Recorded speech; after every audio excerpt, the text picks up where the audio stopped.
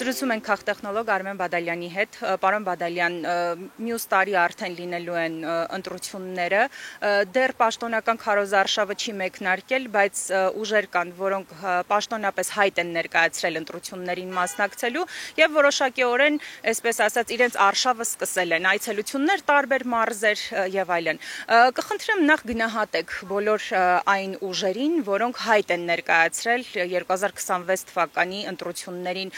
մասնակցելու եւ արդեն ինչպես եք գնահատում իրենց գործողությունները։ Միջև ընտրություններին անդրադառնալը նշեք մի շատ ըստ ինձ մի կարևոր հանգամանք, մասնավորապես հաջորդ տարի տեղ ունեցող այդ ընտրությունները պետք է ընտրությունները կարող ենք բաժանել երկու մասի, մասնավորապես ձևը եւ բովանդակությունը։ Այո, ձևի հարցով դուք ճիշտ եք, դա տեղ ունելու ընտրություններ, այսինքն այդ պահին գրանցված կուսակցությունները հասարակությանն են ներկայացնելու իրենց ծրագրերը, գաղափարները, մոտեցումները տարբեր հարցերի վերաբերյալ եւ ըստ այդմ ընտրողները գնալու են քվեարկե եւ տեսականորեն իրենց ձայնով որոշվելու ով է լինելու իշխող քաղաքական ուժը, բայց սա արտաքին ձևն է լինելու այդ միջոցառման, բայց բովանդակությունը տարբեր լինելու։ Օրինակ, եթե Չեխիայում ձևը եւ բովանդակությունը տարբեր չեն, այսինքն ծրագրեր ներկայացեցին եւ ըստ այդմ քաղաքացին որոշեց ով է լինելու։ Մեր մոտ ձևական քաղաքացին է որոշելու, բայց բովանդակությունը լինելու է առանց կանոնների մարդ, այսինքն լինելու է, այսպես ասենք, պայքար իշխանությունը ամեն գնով պահելու եւ միգուցե պայքար իշխանությունը ամեն գնով վերցնելու, այսինքն ոչ այնքան հասարակությունը իր ձայնով կորոշի ազնիվ արդար առանց միջամտություն, այո, միջամտություն լինելու է հասարակության ձայների վրա, որոնք էականորեն ազդելու են, բայց ոչ թե ձևական կողմով ծրագրերով կամ գաղափարներով, այլ շատ հավանական է, որ հնարավոր բոլոր մեթոդներով լինելու է, այսպես ասենք, միմյանց միջև կյանքի եւ մահվան կռիվ։ Ի տարբերություն եվրոպական երկրների, որովհետեւ իշխող քաղաքական ուժը գիտի ինքը այնպիսի բաներ է արել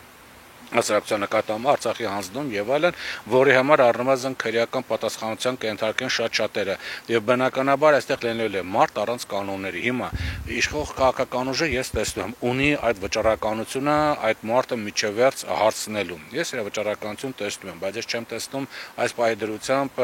ընդդիմությունը կունենա այդ վճռականությունը, թե չէ, որտեւ այս պայդրությամբ դեռևս 4 ուժ են հայտ ներկայացրել մասնակցելու դա իշխող քաղաքական ուժն է քաղաքացիական պայմանագիրը, դա երկրորդ նախագահն է, որ հայտարարեց Մամուլի ասուլիսում, որ այս կամ այն ձևաչափով կմասնակցի ընտրություններին, դա մեր ձևով կամավորական շարժումն է, որը մենք տեսնում ենք շատ կամաց եւ այսպես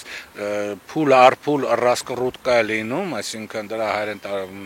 տերմինաբանը չկա, տերմին չկա, այսինքն ռասկասինքն ավելի հայտնի է դառնում եւ Արման Թաթոյանը հայտարարել, որ ինքը միասնության թեւեր, թե ինչ որ ուրեմն շարժում է ձևավորելու, որը որ նաեւ ուրեմն գդառնա կուսակցություն եւ մի հատ էլ կար, ասենք Բարգավաճ Հայաստան ղեկավար Գագիկ Ծառուկյանն էր, որ ինչ առաջարկ Հայաստանին հայտարարել, որ ինքը նույնպես ինչ որ դաշինքի կամ ինչ որ շարժման ձևով կա։ Այս 4 ուժերն են։ Հիմա այս պայդրությամբ քաղաքացիական պայմանագիրը ձևական կողմը իհարկե կապովի ծրագիր եւ այլն իդեպ արդեն անում է, որովհետեւ օգոստոսի 8-ին դա իր նախընտրական մեկ կամպանիայի մեկնարկն է, ուրեմն նշում, կարող ենք ասել, երկրորդ նախագահի հարցազրույցը նույնպես իր նախընտրական կամպանիայի մեկնարկն է, որը կարելի ասել տրվեց դե մեր շարժման հաշվետվությունը, որ կայացավ իրենց դա նույնպես մեկնարկային էր եւ մնացածներն էլ արդեն Արման Թաթոյան եւ այլն հայտարարեցին, որ քայլելով նույնպես մեկնարկում են։ Այսինքն այս 4 ուժերը դեռևս ասել են, բայց ինչ զարգացում կունենան, չեմ կարող ասել, որովհետեւ կարեւոր հանգամանքներ կան։ Պարոն Բադալյան, երբ ասում ենք քաղաքական հաշվեհարդար, այսպես վճռականություն, ըստ էության դա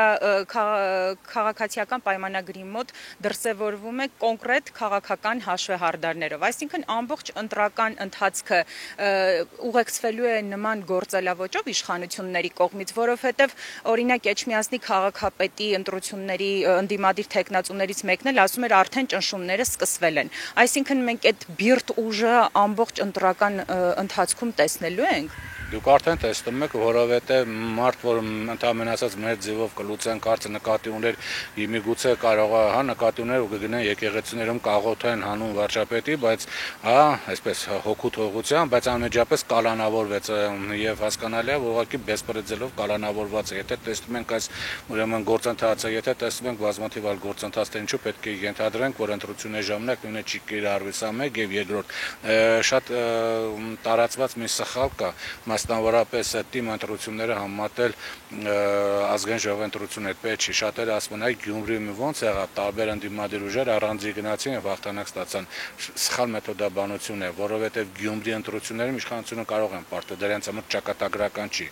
անգամ Էջմիածնի ընտրություններում կարող են պարտել, դրանց համար նույնպես ճակատագրական չի, իրանց համար ճակատագրական ազգային ժողովն է, հանգարց չնույնականացնենք, որ եթե Գյումրիում կամ, չգիտեմ, Փարաքարում կամ Վաղաշապատում եթե իհարկե հաղթեն նույնը եղավ, ապա նույնը կլինի ազգային ժողովում, չէ, այդ թիմ ընտրությունների համար իշխանությունը կենաց մահու կռը չի տալիս, ազգային ժողովի համար տալ է, որովհետև թիմ ընտրությունների ապագայով չի որոշվում վարչապետի անձնական ապագան, իսկ ազգային ժողովի ընտրությունները վարչապետի զուտ անձնական ապագան որոշվում է, նա կլինի որպես վարչապետ, թե ինչ որ կփախնի Հայաստանից կամ կհայտնվի բանտում, դրա համար մի նույնականացրեք։ Իհարկե, այս ընտրությունների ժամանակ տեսնում ենք ըստ լրատվամիջոցների նշում են, որ այնտեղ կան ուրեմն վարչական ռեսուրսի խիստ կիրառում, իդեպ նաև Երևանի հավաքական ընտրությունների ժամանակ դա եղավ, երբ որ մարզերից ավտոբուսներով մարդկանց են բերում եւ այլն, ինչպես Գյումրի, այդ քաղաքապետը հայտարարեց, որ Գյումրի միջով գումարներ են բաժանել այնտեղ մրցակից տեխնացուի համար եւ այլն, այսինքն մենք տեսնում ենք այդ վարչական ռեսուրսի կիրառում, բայց դրանք ոնց որ նախաքայլերն են, որովհետեւ ազգային ժողովի ընտրությունները դա մի ընտրություն է, որը ապագա տասնամյակների համար կարող է ճակատագրական լինել, այսինքն Հայաստանը ոնց է զարգանալու։ Պարոն Բադալյան, բա այդ դեպքում ընդդիմության պայքարը ինչպիսին պետք է լինի, որ համարժեք լինի իշխանության պայքարին։ Ընդդիմությունը կարող է այսպես գերգրագետ իր պայքարով, ընտրարշավով որևէ բանի հասնել։ Գիտեք ինչ, խնդիրը գերգրագետ ընտրարշավը չի, խնդիրը ուրիշ է, խնդիրը դու խաղի կանոնները փոխում ես, թե գնում ես խաղի կանոններով։ Ընտրական գործընթացը իշխանությունների կողմից գծված խաղի կանոններ են։ Եթե որտեղ իշխող քաղաքական ուժը ինքը համ խաղի կանոն է որոշում, համ ինքը ուրեմն մասնակիցն է հանդիսանում այդ ընտրական գործընթացին, համ էլ բրծավարն է։ Հիմա եթե դու գնաս այդ խաղի կանոններով, դու ինքդ պարտվել ես, ուրեմն դու պիտի այնպեսի խաղի կանոնների քո համար գծես, որ իշխանությունը դրանից այսպես չիմանա ինչպես դրանից դուրս գա կամ ինչ անի, որպեսզի ուրեմն կարողանա հաղթել, այսինքն դու ոչ թե ուրիշի խաղի մեջ պետք է մտես, դու քո խաղը պիտի թելադրես իշխանություններին։ Հիմա կկարողանա թե չէ, դժվար ասել, բայց մի բան պարզ է, իշխանությունը ունի Եվրոմիության աջակցությունը, կոնկրետ վարչապետը ունի, եւ դա օգտագործել է մայիսի 4-ին Եվրոմիության ուրեմն այս քաղաքական համաժողովն է տեղի ունենալու ղեկավարների, որը PR-նպատակով կօգտագործի իշխանությունների կողմից։ Սա մեկ, երկրորդ մի բան պետք է հասկանանք։ Մի նայեք Հայաստանում ընտրությունները զուտ որպես ներհայաստանյան գործընթաց։ Գլոբալիստները, Եվրոմիության ղեկավարությունը եւ այլն, իրանք միած այնց միջանցք են գծել, որ Մոլդովայից սկսվում է, Ուկրաինա, Օդեսա եւ Նիկոլաև մարզեր, Սևծով, Անդրկովկազ, Կասպիցով, Կենտրոնական Ասիա, այս ամբողջ տարածքը մաքրվում է ռուսական ներկայացումից, որ օգտագործել է Ռուսաստանը Իրանի դեմ։ Դրա համար սա միայն Հայաստանի ընտրություններ չեն, սա միայն Հայաստանի իշխանությունների պայքար չէ, սա նաև գլոբալիստների դեմ պայքար է, որովհետև այստեղ կա Զանգեզուրի միջանցքը։ Պատկերացրեք, միջանցքի գործունեությունը, որ հիմա անկախ նրանից վարչապետը կասի թրիփ է, մռիփ է, դա հենց հստակ Զանգեզուրի բանետորեն միջանցք է, որը գլոբալիստները այս 8 տարի շարունակ օգտագործում են, նաև սա շահառուն է, Թուրքիան, Ադրբեջան, Իսրայել, Բրիտանիան, եւ պատկերացրեք, եթե գալիս է մի ուրիշ քաղաքական ուժ, որ ասում է ես չեղալ եմ ատարում Զանգեզուրի միջանցքը, դա նշանակում է 2018 թվականից հետո ինչ որ եղել է Հայաստանում, պայքար եկեղեցու դեմ, պայքար ազգային արժեքների դեմ, Արցախի խնդիր եւ այլն, դրանք բոլորը չեղալ են հայտարարում եւ նորից ուրեմն այդ հարցերը բարձրանում են։ Դրա համար գլոբալիստները անելու են ամեն ինչ իշխող քաղաքական ուժին աջակցելու համար, իհարկե, բացի կարծում եմ հնարավոր սահմաններ ամեն ինչ, ինչպես արեցին Մոլդովայում, այսինքն մենք տեսանք մոլդովական ընտրությունները եւ ենթադրում ենք, որ Հայաստանում էլ ազգային ժողովը, քանի որ օրինաչափությունները նույնն են, Հայաստանում էլ ազգային ժողովի ընտրությունները շատ հավանական է մոլդովական սցենարով այս կամ այն մոլդովական սցենարի այս կամ այն տարբերակով ուրեմն առաջնորդվեն։ Այդ դրա համար նշանակում է ընդդիմությունը պետք է գտնի իր